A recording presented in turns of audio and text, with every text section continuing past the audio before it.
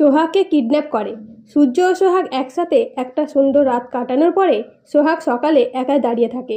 তখন মিতা এসে বলে, কাল কি হয়েছিল সোহাগ? তখন সোহাগ সব ঘটনা বলতেই মিতা বলে, সোহাগ তোমার পা কেটে যায়নি তো? দেখি।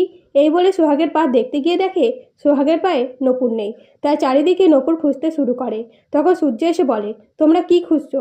তখন মিতা বলে, সোহাগের এক পায়ে নপুর পাচ্ছি না। তখন সূর্য বলে, পাচ্ছ না তো কি হয়েছে, আরও একটা কিনে নেব।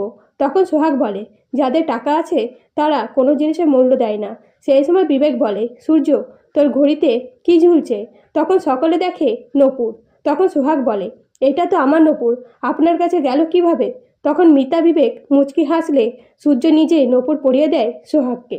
এরপরে সকলে ফ্রেশ হয়ে ঘুরতে বেরোয়। তখন ফটোগ্রাফার সূর্যদের ছবি তুলতে চাইলে প্রথমে মিতা আর বিবেক একসাথে ছবি তোলে। তারপরে সূর্য ছবি তুলতে গিয়ে বলে, সোহাগের সাথে এমনভাবে ছবি তুলবো যেটা দেখে মম জ্বলবে। তাই সূর্য সোহাগের সাথে কাছাকাছি এসে অনেকগুলো রোম্যান্টিক ফটো তুলে।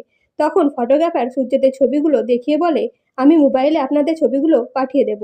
এরপরে ফটোগ্রাফার ছবি পাঠাতেই সূর্য মৌরাখিকে ছবিগুলো পাঠায় মৌরাখিকে জ্বলাতে। এদিকে মৌরাখি ছবি দেখে রেগে ডিনার সাথে হাত মেলায় সোহাগকে মেরে ফেলবার জন্য। এমনকি ডিনা সোহাগের পেছনে লোক লাগিয়ে দেয় সোহাগকে কিডন্যাপ করার জন্য।